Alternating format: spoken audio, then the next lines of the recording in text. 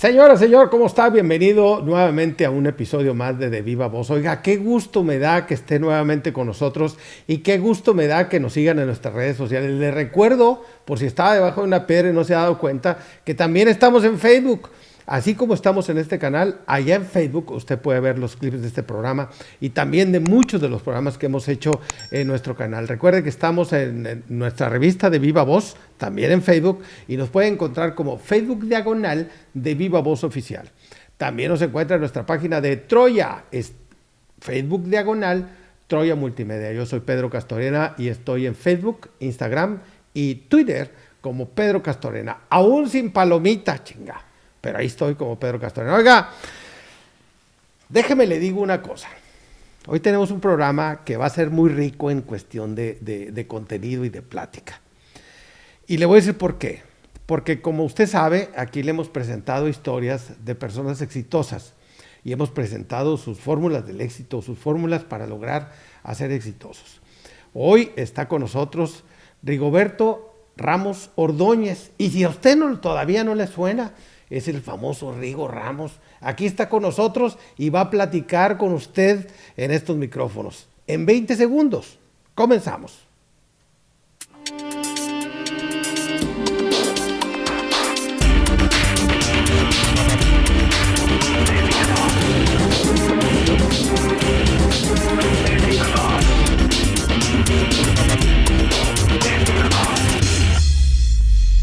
Viva Voz.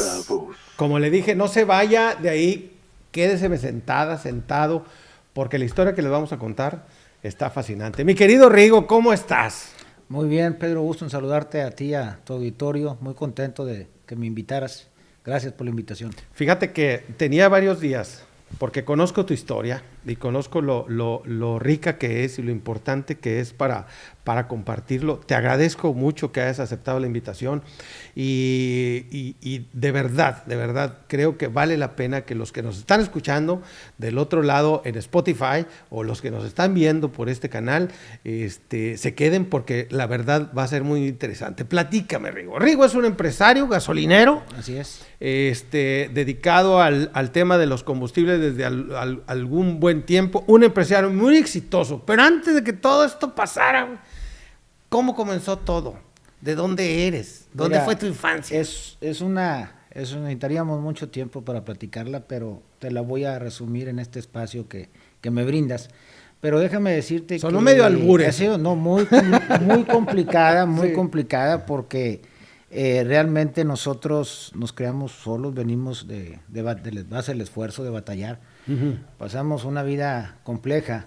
Nosotros, ¿de niño cómo fue la infancia? De niño fue muy difícil porque yo quedé huérfano. Okay. Mi papá murió cuando yo tenía 5 años. Ya. Yo soy el menor de 5 hermanos. Okay. Y mi madre, a consecuencia de ese accidente que tuvo mi padre, que le dan la noticia, sufrió una enfermedad de Guillain-Barré. Esa enfermedad quedas en estado de embolia, para el auditorio que no conoce.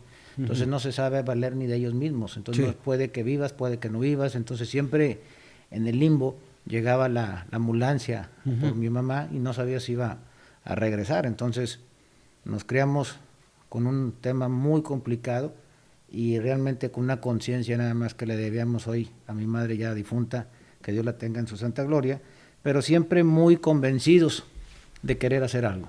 Entonces, así empezó nuestra historia de niños. ¿Cuántos hermanos eran? 5 hermanos. Mi hermana la mayor, que hoy es parte de la empresa, una mujer exitosa, echada para adelante, y fue la que realmente nos sacó a la edad de prácticamente 10, 11 años. Tú eres una persona joven. ¿Cuántos años tienes? 54 años. 54 años, sí, eres muy joven. Yo tengo 55 y apenas ando arrancando. 12 meses, son 12 meses. Fíjate, sí, entonces así empezamos. Nosotros vivimos toda la vida ahí en el parque, enfrente del Parque Treviño Kelly, en la colonia Doctores. Ok, la Doctores. Ahí nacimos, ahí prácticamente ahí nos criamos hasta la edad de 27, 28 años, que decidimos salirnos de ahí y ya cambiar de rumbo en cuanto a la colonia, porque pues ya nos habíamos casado, ya teníamos una vida por Pero realizar. te brincaste un montonazo, a ver. Pasas una vida difícil, ¿hay algún momento ¿Hay algún momento en el que te visualizaste lo que eres hoy? Mira, En esa infancia. Nosotros batallamos mucho. Primero había que caminarle para ir a la secundaria. Ok. Nomás imagínate, de la colonia Doctores a la secundaria Escandón, está acá en Las Fuentes. Está largo. Entonces estaba largo el tiro y en ese entonces no estaba lo que está hoy la calle 20, el puente de la calle 20. No estaba toda esa área. Entonces teníamos que brincar, venir hasta los tubos de la Narciso Mendoza. Te tocaba brincar por ahí por el brincábamos tubo. por los tubos para ir a la secundaria. De la otra manera decías, tenías que agarrar 2 camiones, uno hasta el centro y luego del centro a la secundaria y tenías que irte a las 11 de la mañana. Entonces, pues no había dinero, no había lana, entonces decías, no, pues mejor me la aviento caminando. Sí. Y así era en la tarde, y de regreso, chútale otra vez igual, no había vuelta. Y así le hicimos para terminar la secundaria. ¿Fuiste noviero en la secundaria o no? Pues fíjate que todavía dejamos alguna que otra suspirando, pero la verdad hemos sido muy, muy tranquilos. Y fíjate, contestando a tu pregunta, por supuesto que nos visualizamos siempre con el ímpetu y las ganas de salir adelante. Uno de los negocios que iniciamos de jóvenes, yo lo he platicado y muy poca gente conoce, más que la gente de la colonia que lo he dicho, porque no hay nada que avergonzarnos, venimos del esfuerzo. Yo tenía un vecino, fíjate, tenía un vecino, Pedro, que tenía un tráiler. Entonces en ese tráiler él transportaba frutas, verduras y cosas, ¿no? Entonces un día se me ocurre, le digo, oye, ¿te lavo el camión? Ok. Y ¿me das fruta? ¿Fruta? Sí, de la que traía. Sí, no era págame por lavarte el camión. Cambio la lavada del camión. Y me dice, ¿para qué la quieres? Pues para irla a vender. ¿Qué dijo? Cabrón, vas a trabajar pues mira, doble. pues entonces mejor no lo laves, te doy 2 cajas de tomate y las vendes y ahí vamos, ¿no? A michas. Ándale. Entonces cerca ahí de tu casa, de la de mi madre, había una tiendita y tenían aquellas famosas pesas que eran como tipo lavamanos con los pesos adecuados, ¿no? Sí. Porque hoy los jóvenes no conocen eso. No conocen eso, sin embargo, todavía en algunas tienditas del país te lo puedes encontrar, sobre todo en comunidades rurales y colonias, digámoslo así de alguna manera, colonias marginadas, que pues te está la tiendita de abarrotes y lo único que tienen es esa pesita. Sí, es la tienda. ¿Cómo se llama? La tienda de la colonia. Pero ¿cómo se llamaba? ¿Qué? Nuevo León. Las pesas Nuevo León. Es cierto, exacto. Ya me acordé. Sí. Entonces voy y peso y le digo, a ver, pésenme 1 kilo. Entonces todavía recuerdo, eran 5 tomates. Entonces yo iba a la puerta, le tocaba, le daba 6 tomates para no batallar, para no equivocarme. Sí. No, pues me lo compraban a mejor precio. Y así fue. Entonces, de repente el señor se fue de ahí de lado. Se te fue el socio, Se fue el socio, se perdió el negocio, ¿no? Pero logramos ahí juntar un dinero y después dijimos, ahora, ¿qué vamos a hacer? Ya nos habíamos acostumbrado a traer un pesito en la bolsa. Sí, claro. Que digo, dicho sea de paso, yo creo que el motivador principal cuando uno es chavo es la oportunidad de tener dinero y poderlo sentir en la bolsa. Claro, meterte la mano a la bolsa y saber que ahí, está el dinero. Porque la seguridad que te da, el saber que ahí tienes para emprender una nueva aventura o simplemente para resolver lo que sucede en las próximas semanas o en la próxima semana, ya eso te da un alivio. Claro. Estabas en ese momento, te tocaste la mano a la bolsa y dijiste, ¿qué sigue? Ya traemos dinero. Entonces se acabó el dinero, ¿ahora qué vamos a hacer? Y recuerdo que en una ocasión, yendo con una persona, en aquellos años, te hablo a finales de los 70s, más o menos, en la calle 23, al fondo, allá después de los rieles, había unas resivas, no sé si recordarás, hoy existen unas maderas de fierro y aluminio. Sí. Entonces, en aquel entonces pagaban el aluminio a 75 centavos de dólar. Y dije, yo ya sé qué voy a hacer. Voy a juntar aluminio. A juntar botes. A juntar botes de aluminio. Claro. Entonces, ¿pero cómo los vas a identificar? ¿Qué edad tenías? Yo tendría 10 años. 10 años, 11 años. ¿Cómo los voy a identificar? ¿Cómo voy a saber que es de aluminio? Pues no sabes, eres un niño. Y que además en ese entonces, si el producto era mexicano, era de lámina. Era de lámina. Tenías que buscar estrictamente producto americano, que era el que venía en aluminio. Entonces agarré un imán. Ya. Y el imán, pues no levanta el aluminio. Sí, claro. Levanta el fierro. Sí. Y no levantaba, échalo al morral. Y lo juntaba. De esa manera empecé a juntar aluminio. Y luego me iba a los bares que había y pues llegaba al bar en la mañana muy temprano, 6 de la mañana, y pues estaba todo el boterío y a juntarlos, ¿no? A juntarlos. Y luego después a otros lugares, y ya no faltó quien que dijo, este está vendiendo el aluminio. Ya no le voy a dar los botes. Llegaba yo y ya no había aluminio. Dije, ya me los agandallaron. Llegó la competencia. Ya vieron el negocio, ya dijeron, ya no. Pues para no hacerte el cuento largo, juntamos un buen tiempo. ¿Y tenías además en ese tiempo la responsabilidad de aportar a tu casa? Claro. ¿O solamente era para ti? Todo ese dinero era lo que entraba para sostenerlo, ¿no? Ok. Entraba para la casa. Sí, para la casa. Y te quedaba algo para ti, ¿no? ¿Eres de los mayores o de los más chicos? No, el más chico. El más chico, sí. Okay. Entonces, me acuerdo en esa ocasión llegué a juntar, no sé, como 300 costales. Apachurraba los botes de extremos y los hacía muy pequeños. Llegué a juntar 300 costales y me pagaron $1,700, $1,600, una cosa así. No, pues cállate, me sentía millonario. Fortuna. Me quería acabar McAllen. Sí. Llevé a mi hermana, agarra lo que quiera, yo pago. Siempre y cuando no salgas de aquí del globo. En la primera tienda se acabó todo, tío, pero claro bueno, que sí. fue una experiencia muy padre, pero siempre con un objetivo, ¿no? Salir adelante y siempre visualizándonos hacia dónde queríamos llegar. ¿Qué pasó después de esa venta de los botes?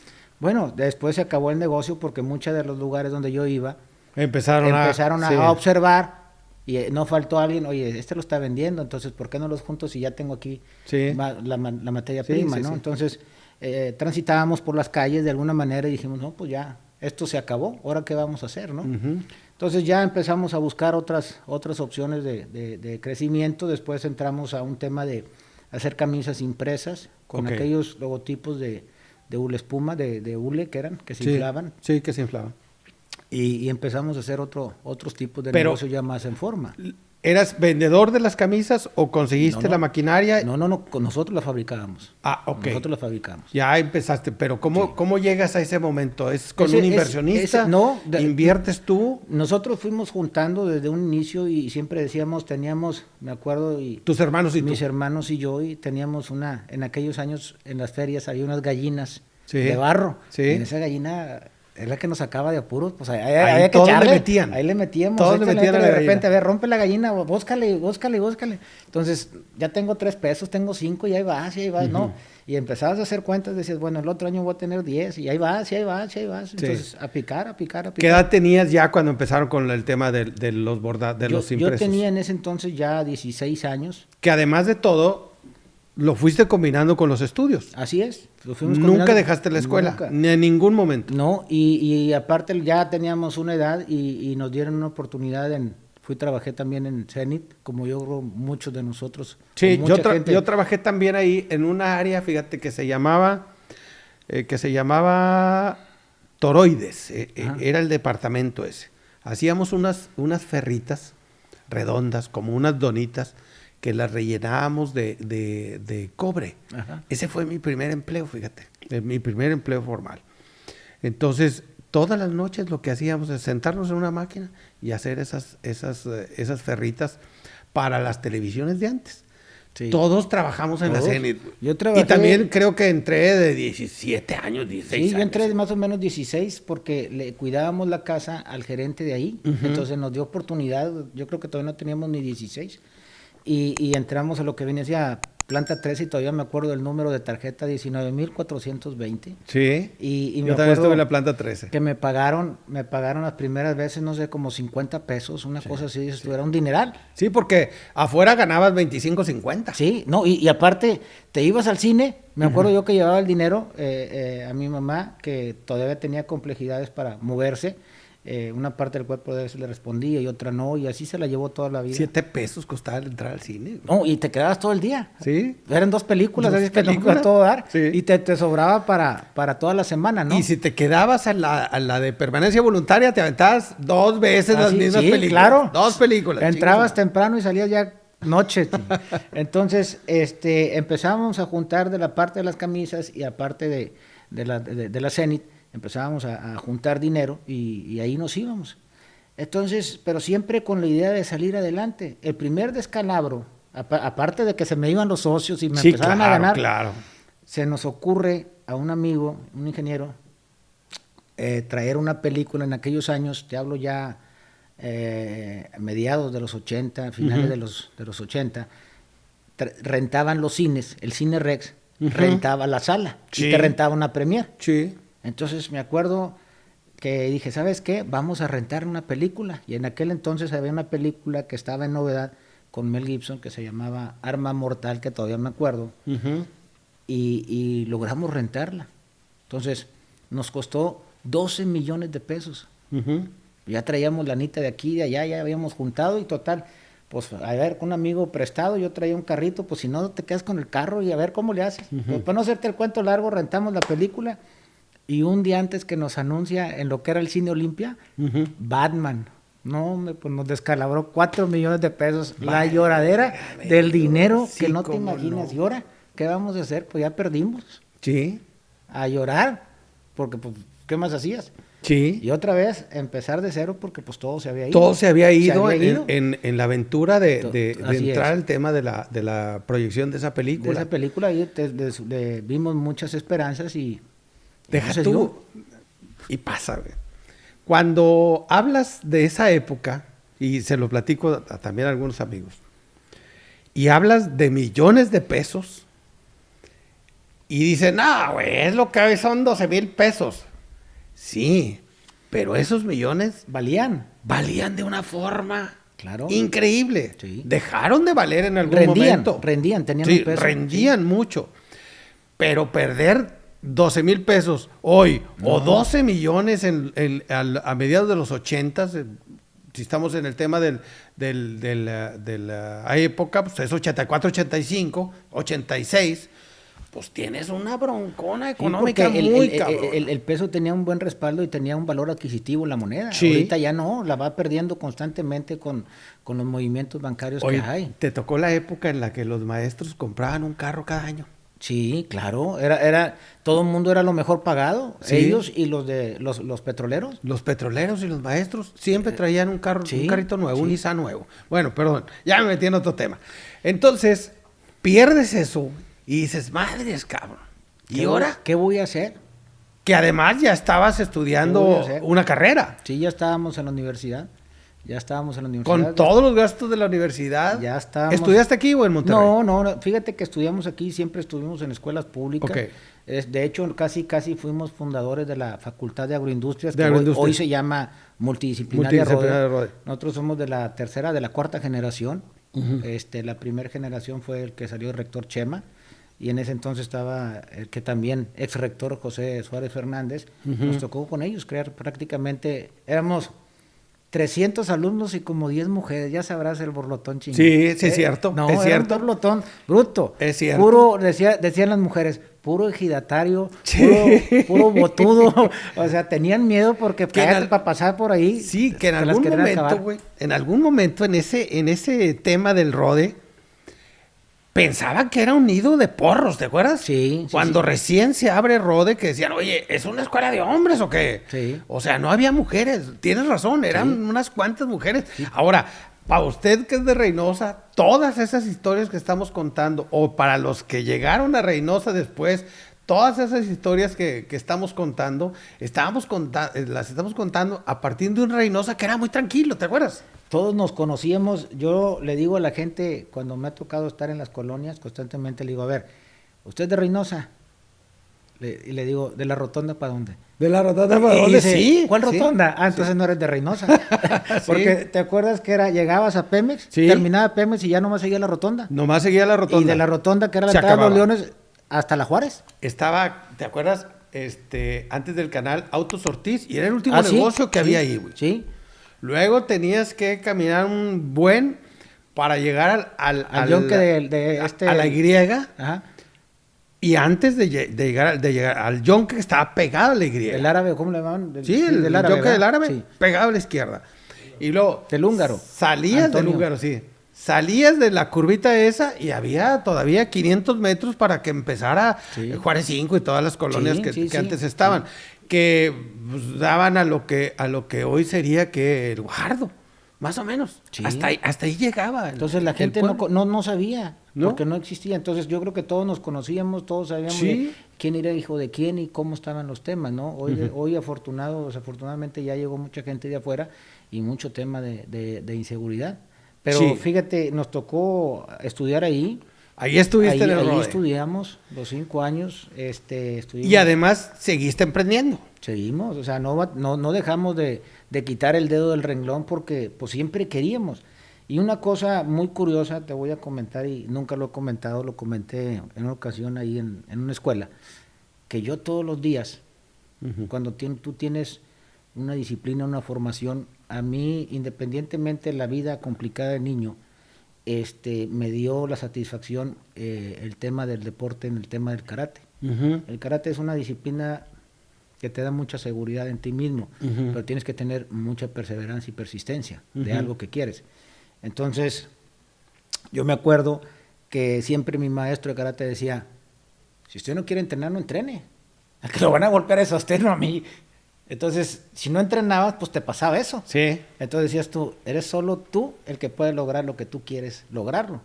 Entonces yo me acuerdo de niño, Pedro, que cuando iba al baño, agarraba un cuaderno y dibujaba mi casa. Y así quiero mi casa, y así quiero mi casa. Cada vez que iba al sanitario, Dibujabas dibujaba lo que yo quería, para lo que yo quería. Ok. Sin saber, hoy, ya con toda la experiencia del mundo, los gentes motivadoras te dicen que eso te hace desarrollar cierta habilidad. La visualización. Y la visualización es importantísima para lograr un Los éxito. objetivos, sí. Un objetivo. Entonces, en el 2003 hice la casa que yo quería, como yo quería. Como la dibujabas. Como la dibujaba. Así como la quería, así la hice. Así la hiciste. Así la hice. Fíjate, comentario aparte. Marcelino Muñoz, el dueño de Jomar, yo lo conocí en Río Bravo, en un taller, el taller Muñoz. Era su taller. Reparaban marchas de alternadores. Pero tenía una disciplina tan íntegra con relación a lo que él veía en su negocio como negocio y a lo que él veía en su vida como disciplina. Y la disciplina la tenía en el karate. Él, de hecho, tenía una escuelita de karate donde además enseñaba niños a defenderse y a practicar karate, porque él decía, y lo dice hasta la fecha, que tener esa disciplina te da para todo. Claro. Creo que eso sirvió mucho también en tu vida. Eso Bueno, sí ok. sirvió mucho en mi vida. Llegas al tiempo de la escuela, sigues emprendiendo. En aquella época, y yo creo que te tocó también a ti, le tirábamos a todo, pero no perdíamos el ritmo de algo que íbamos persiguiendo. Así En es. el caso mío, por ejemplo, yo estuve en muchas disciplinas, pero nunca descuidé el tema de la mercadotecnia, con la especialidad de la mercadotecnia política, y combinaba el trabajo en las épocas de campaña con el trabajo que ahora sí desarrollabas formalmente. Tú estudiando, te seguías haciendo negocios. Ahora, créame, señora, a veces, señor que nos ve, a veces vendíamos carros, a veces poníamos un lavadero de carros, o a veces hasta vendíamos comidas. O sea, de todo le pone todo uno le hacías. en la época, ¿Sí? en la época que está emprendedor, porque dices, en algo tiene que funcionar. Bueno, estabas emprendiendo en ese tiempo. Siempre estuvimos emprendiendo, buscando la manera de entrarle, y luego después caímos en la fortuna o desfortuna de los comedores industriales.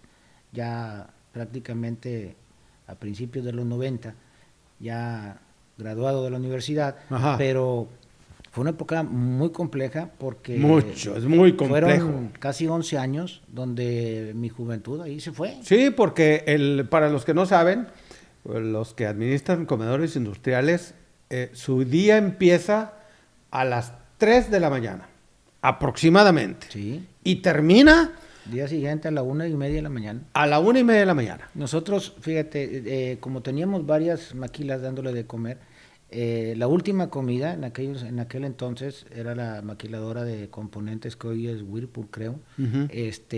Era a la 1:25 de la mañana. Ujú. Era la última Era la comida última. que servías. Terminábamos ahí, entonces yo dejaba a la gente, ahí se quedan, nos vemos mañana. Me iba a dormir, pero a las 4 había que llegar porque a las 5 ya sabía si fallaba un cocinero Sí, o sí, un ayudante, sí. y si no, pues a ver de dónde lo vas a traer Sí. para sacar, porque la planta come a las 7 de la mañana. Sí. Y no puedes decir, discúlpeme, no hubo comida. Y tienes que No, tener la comida lista y tienes que tener todo. Todo. Y si no lo tienes, Truenas. hay bronca. Y además si lo tienes. Sí. Porque demasiado salado. Otra vez frijoles. Sí. Otra vez flautas. Sí. Oiga, ¿por cuándo van a traer algo bueno? Sí. Y dices tú, Dios mío, me pagas 8 pesos por el Y, plato. y me acuerdo perfectamente porque yo tendría como Es unos muy 20, complejo. 25 años, más o menos, y la raza de mi generación, de nuestra generación, que yo me juntaba con algunos de ellos, compañeros de universidad, oye, pues vamos al chupe, no vamos a agarrar la jarra. No hay Y- jarra, y güey. le decía yo, bueno, si me voy con ustedes, mañana voy a entrar allá, cabrón, y no lo voy a hacer.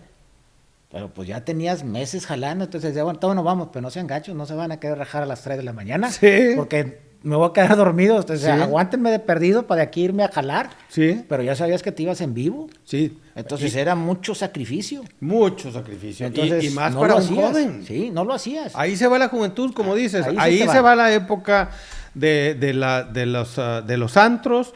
Ahí se va la época de noviar. Ahí se va la No hay época vida. de todo porque Sí. no hay vida. Porque el día empieza a las 3 de la mañana esperando que lleguen los empleados.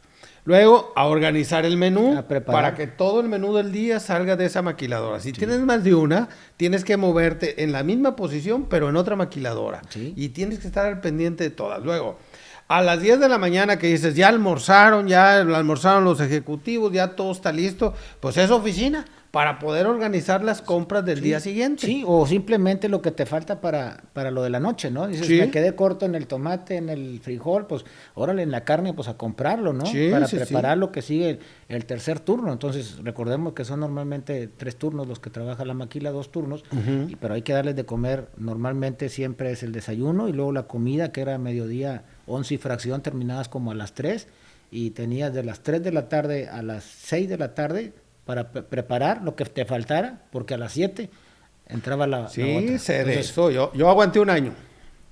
no, es un borlotón, es un borlote muy tranquilo. Entonces, todo el mundo de repente, pues, ¿dónde te metiste? Pues métete ahí para que veas que se te acaba la vida. Dejas de existir. Sí. Sí, dejas de existir. Entonces, es totalmente dedicado. Un día invité a la que era la mamá de mis hijas, mi esposa, en ese tiempo era mi novia, y le digo, vente, acompáñame. Dijo, ¿sabes? Unas ollonas chingas para preparar para 300 gente, Sí. moviéndole a los frijoles y a esto, y Sí. aprendí muchas cosas de cocina, ¿no? Pero ¿Eres bueno para la cocina o no? Sí, le sabemos algo muy bien. Que Pero es una otra época muy disciplina bonita, que ¿eh? tienes que tener. Aparte. Tienes que aprender. Es una disciplina que tienes que tener porque aunque tengas 2 cocineros o 2 chefs, eventualmente el trabajo del comedor es para 2 o 3 personas. Generalmente tienes 4 o 5 personas para el puesto. Pero que no llegue un festivo porque no te llega nadie. Claro. Y tienes que sacar adelante porque sí hubo festivo para alguien ayer, pero hoy hay maquila. Sí. Y hoy hay que terminar. Sí, sea Navidad, lo que sea, ahí te la pasas. Ahí tienes que tener la habilidad. O sea, tu vida está cerrada en la maquiladora, completamente. Completamente. No hay otra vida. Sí es rentable por el volumen, sí te deja dividendos por el volumen, el margen es muy pequeñito, Sí. pero aún con ese margen manejable puedes salir vivir, adelante. Bueno, sí. estás en la época de maquilador, de comedores maquilador, industriales, de comedores. y luego dices un día, hasta aquí, güey. No, de ahí dije ya, no más. Y no más porque un día, no sé si recordarás aquella época que fue el Popocatépetl o el Iztaccíhuatl, no sé cuál, hubo una erupción y volaron algunas partes de las cenizas hacia acá, hacia esta parte de México. Sí. Entonces así quedó. Y una vez jugando yo golf con algunos amigos, le digo, oye, está muy gris, era parte de las cenizas. Ujú. ¿Cuál cenizas, cabrón? Pues perdí la vista a consecuencia de tanto desvelo, porque Ajá. nada más dormía 3 horas. Sí. Entonces la vista se me fue completamente. Entonces dije, ¿sabes qué? Me va a consumir. Sí, te va a Me va a consumir y ¿sabes qué? Ya no es bueno. Ujú. Entonces cerramos las maquiladoras y emprendemos el tema de las gasolineras, y ahí empezamos a hacer otro tipo ya de negocios. Otro tipo de negocio, No sé, que es ya. el que hasta hoy es el que te mantiene ocupado. Sí, tenemos de esos, tenemos franquicias, tenemos en el ramo minero, tenemos en otras cosas de bienes y raíces, tenemos algo otras cosas. El chiste es que todo el tiempo estás ocupado, todo el tiempo estás dedicado. ¿Y la familia? Fíjate ¿En qué que- momento de tu vida viene la familia? Fíjate que es un tema muy importante porque te acostumbras, Pedro, a aquella tristeza de decir, andar caminando, no traer un peso, y muchas veces llegué a la secundaria y pues hambreado. Sí. Y dices tú, pues nomás vela, y como los perros de carnicería, nomás huélelo porque no hay más. No hay para más. No hay para más. Aliméntate con el olfato. Entonces nada más, y no te acerques mucho porque te va a reventar la tripa, entonces hazte para un lado. Entonces No te va a llenar de aire de más. toda esa época que se vivió, andar en peceras y andar esto, anduve en pecera también cobrando en el banquito a la que entraba porque se pelaban uno Sí, que a otro. huevo. Hice de todo, de todo. Lo único que me faltó fue bolear porque yo creo que mi mamá nunca, no me dejaría, pero fuera de ahí a lo que yo quisiera le entraba. Entonces, no quisimos pasar eso y siempre fue la época de la chamba. Entonces, nos casamos, tenemos 3 hijas y hoy muy diferentes porque la más chica, la mayor, creció con algunas carencias. Le tocó parte de una época, todavía vamos a decir que ya lo último de lo difícil, ¿no?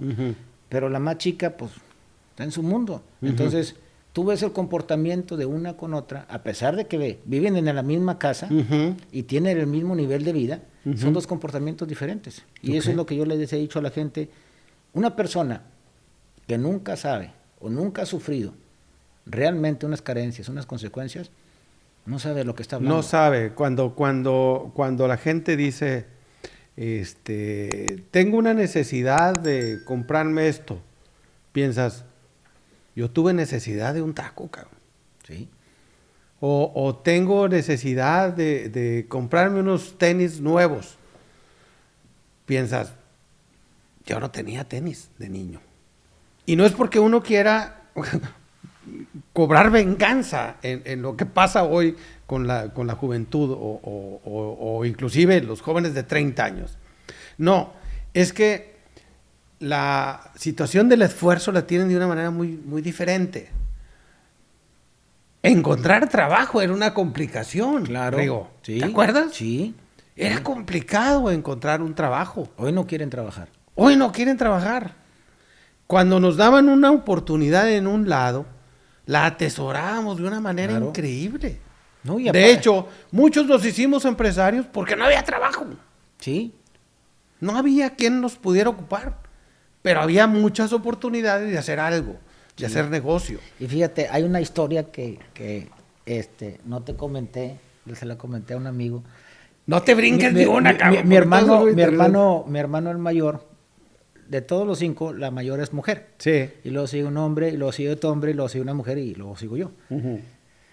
Se le ocurre, bueno, no se le ocurre, simplemente es el único que no estudió, y decide irse a probar la famosa suerte a Estados Unidos, Ok.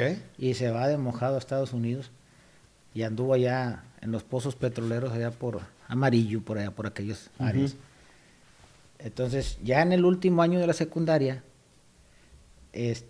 un día se viene un compañero de él a San Luis, pero hizo una parada ahí en Reynosa, Ok. porque tenía familia en San Luis, y uno de los vecinos ahí, era vecino, el tío de este muchacho que iba a ver a sus parientes a San Luis. Sí. Oh, que me van trayendo una bicicletona de carreras. Vámonos, Hombre, cállate, güey. quería volar con la bicicleta. ¿Cómo no? Me la había mandado mi hermano, y esa bicicleta había costado, no sé, $120, $130, pero haz de cuenta que era un bicicletón del Sí, último, sí, sí. del último momento, ¿no? No, Recién y salido, además así. llegaba en un momento donde ya eran 9 años a pata, cabrón. Y ahora que ya somos empresarios y todo nos ha ido bien, pues todos trabajamos dentro de la empresa. Ajá. Y mi hermano ese que me regaló la bicicleta, Pues le he regalado que una camioneta, que un carro, que otra camioneta y que un viaje. Y mi hermano, el que está en medio de los dos, Sí. dice, le dice a mi hermano, ¿cómo has logrado esa bicicleta, cabrón? ¿Cómo le has sacado jugo a esa pinche bicicleta? Dijo, te ha dado lo que has querido esa bicicleta. Lo dijo. que has querido, pinche inversión tan chingona que se aventó con la bicicleta. No, nos sacó para todo, pero muy padre, fíjate, la familia siempre ha estado ahí con nosotros, nos hemos apoyado mucho como hermanos. Y mi familia, pues hoy prácticamente estoy muy contento porque ya dos de mis hijas ya se graduaron. Ujú. La tercera apenas va a media carrera, pero una cosa muy curiosa que me da mucho gusto porque ellas dijeron, papá, no queremos saber nada de tus negocios, dame chance de yo por desarrollarme yo, a ver cómo me va. Si no lo hago en tanto tiempo, entonces Ok. sí vemos que habla padre. de una madurez bastante buena en bastante lo buena. que es su formación. También quiere emprender y también quiere hacer Claro. cosas por su cuenta. Y ¿verdad? fíjate, y uno de los grandes orgullos que me dio, que el último año cuando terminó su carrera, me dijo, papá, aquí están las llaves de tu carro. Dije, ¿es tuyo? No, aquí está, yo voy a comprar uno mío, con mi dinero que he ahorrado, ya, tenlo. Dije, bueno, ¿Qué dijiste? creo Vale. que hemos hecho buena chamba, Sí, cómo no. muy buena chamba. ¿Tu madre, qué edad tenías tú cuando murió tu madre? No, mamá ya murió, tenía 81 años, yo tendría 52, 50 años, tiene poco. ¿Y tu 4 o papá 5 años. tenía 5 años? ¿Tú Yo cuando- tenía 5 años. Cuando se murió. Sí. ¿Te hubiera Pero gustado que viera tu éxito? Fíjate que ¿Tu mamá sí le tocó? es un tema muy complicado, de hecho, a lo mejor hasta frustración, porque es difícil hablarlo para mí, porque esa parte del cerebro no la registra. O sea, siempre crecimos, tú recordarás que todos como cuando íbamos a la escuela, nos caía tan gordo que llegabas a la primaria y te decían, ¿cómo te llamas? A ver, párate. No, pues me llamo Rigoberto Ramos. ¿Cómo se llama tu papá? No, pues decirle delante de todo el grupo, no, pues mi papá murió. Y luego llegaba el otro maestro, a ver, ¿cómo te llamas? Y otra vez, y otra vez, y otra vez. Y luego cambiabas el año y otra vez, y luego el otro año y otra vez, y luego llegabas a la secundaria y otra vez. Cuando ya llegué a la universidad dije, gracias a Dios, ya no. Sí. Entonces, el cerebro nosotros no registra. ¿Por qué? Porque todos de alguna manera, nuestros compañeros, siempre decían, pues mi papá para allá, pues le voy a decir a mi papá para acá y tú. Sí, y ¿A sobre quién? todo en muchos casos, papá es el soporte, güey, cuando Claro. andamos emprendiendo.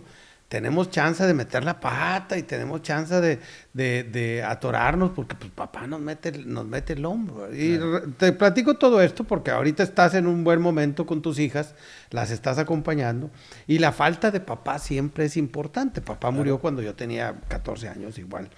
Y para mí siempre me hizo falta, cabrón. Sí. Tengo muy buenos recuerdos de mi padre, tengo mucho cariño por él, pero siempre me hizo falta. Siempre me hizo falta el poderle decir, ¿cómo voy? Sí. Platico con él, mentalmente platico con él, a veces le hablo, obviamente murió en el 83, 82, platico con él, hablo con él, pero sí me hubiera gustado en este tiempo, ahorita tuviera 80 y tantos años, sí me hubiera gustado poderlo tener conmigo. Claro. Por eso siempre pienso y siempre le pregunto a mis amigos, si estuviera tu papá delante de ti, ¿qué le dirías? Y lo mismo te pregunto a ti.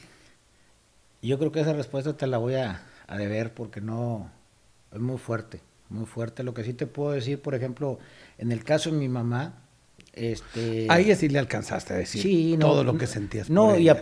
aparte, mira, yo siempre decía con mis hermanos, sí, siempre nos enseñó ella, dar lo mejor en lo que vayas a hacer, para que no tengas queja o arrepentimientos mañana. Ella, en el último momento, a mí me tocó desconectarla, porque ella siempre decía, no me vayan a manipular, déjenme morir tranquila. Y llegó un tiempo que ella ya no quiso. Entonces los doctores me dicen, ¿sabes qué? La vamos a intubar, esto. No, señor.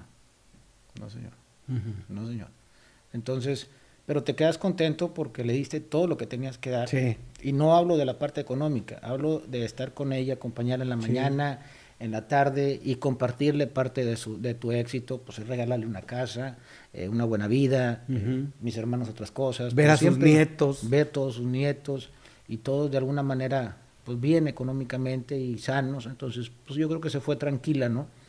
Pero sí nos hemos sentido muy privilegiados. Yo no sé si haya sido a raíz de la muerte de mi padre, que Dios haya dicho, algo les debo, que todo nos ha ido muy bien, gracias a Dios. Bendito sea Dios. En el tema económico, yo creo que se lo debemos a él.